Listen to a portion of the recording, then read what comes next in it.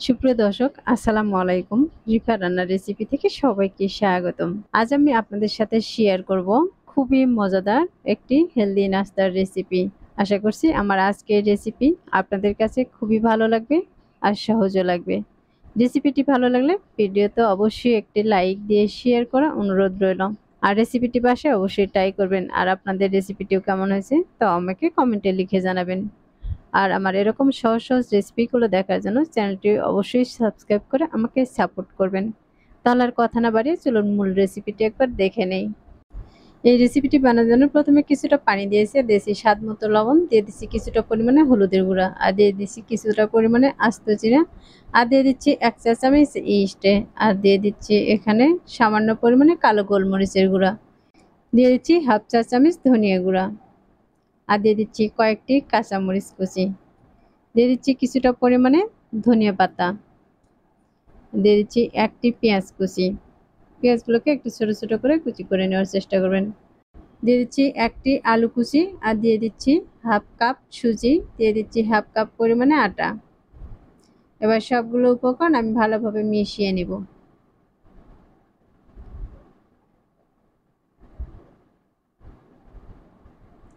এখন এর মাঝে দিয়ে দিচ্ছি আরো 1/2 কাপের মতো পানি।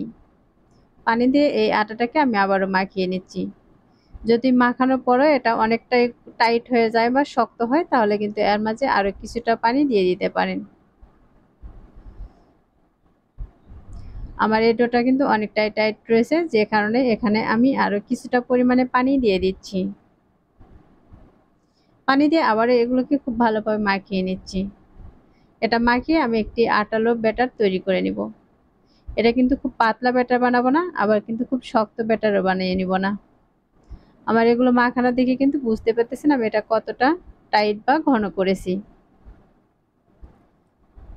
এই আটাটা আমি যত মাখাবো তত কিন্তু এরকম আঠালো হয়ে যাবে। আমি 2 থেকে 3 মিনিটের মতো এগুলোকে ভালোভাবে মাখিয়ে নিয়েছি। এই পর্যায়ে আমার এগুলো মাখানো হয়ে গেছে। এগুলো ভাজার জন্য চুলায় একটি কড়াই বসে তার মাঝে তেল দিয়ে তেলটাকে হালকা গরম করে নিয়েছি। এখন এই গরম তেলের মাঝে আমি এক এক করে দিয়ে দিচ্ছি। আর এগুলো কিন্তু আমি একটু ছোট করেই দিয়ে দিচ্ছি। ছোট করে দিলে দেখা যাবে এগুলো কিন্তু খুবই মুড়মুড়ে হবে আর খেতেও কিন্তু খুবই ভালো লাগবে।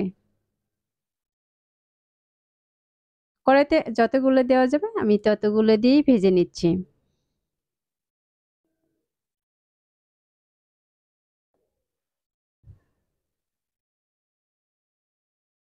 আর এগুলো দেওয়ার পরে যখন নিচ থেকে একটু কালার চলে আসবে তখন এগুলোকে আমি উল্টিয়ে নিব। এই পকোড়াগুলোকে প্রায় আমি 3 থেকে 4 মিনিটের মতো ভেজে নিচ্ছি।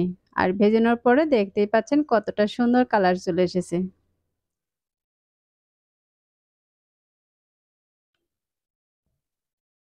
আমার এগুলো কিন্তু এখন ভাজা হয়ে গেছে। এখন একটি ছাঁকনি দিয়ে এগুলোকে তেল ঝরিয়ে উঠিয়ে নিচ্ছি। আর এই একইভাবে কিন্তু বাকিগুলোকেও আমি ভেজে উঠিয়ে নিব। আর এগুলো ভাজার পর দেখে কিন্তু বুঝতেই পারতেছেন মাশাআল্লাহ এই পকোড়াগুলো কিন্তু খুবই লোভনীয় হয়েছে। এই পকোড়াগুলো দেখতে যেমন আকর্ষণীয় আর খেতেও কিন্তু খুবই টেস্টি। পকোড়া পছন্দ করে না এমন লোক কিন্তু খুবই কমই আছে। এভাবে পকোড়া বানালে দেখবেন ছোট থেকে বড় সবাই কিন্তু একদম কাড়াকাড়ি করে খেয়ে নেবে। আবার আমি এখান থেকে একটি ভেঙেও দেখিয়ে দিচ্ছি এটা কতটা শক্ত বা মুচমুচে হয়েছে।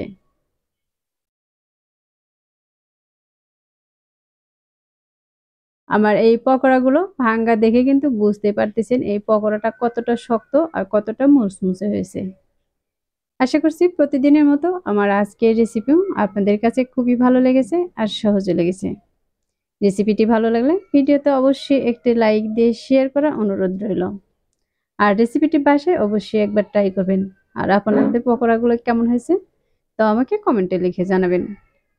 আমার চ্যানেলটি এখনো সাবস্ক্রাইব করে না থাকলে চ্যানেলটি সাবস্ক্রাইব করে পাশে থাকা বেল আইকনটি অন করে রাখবেন।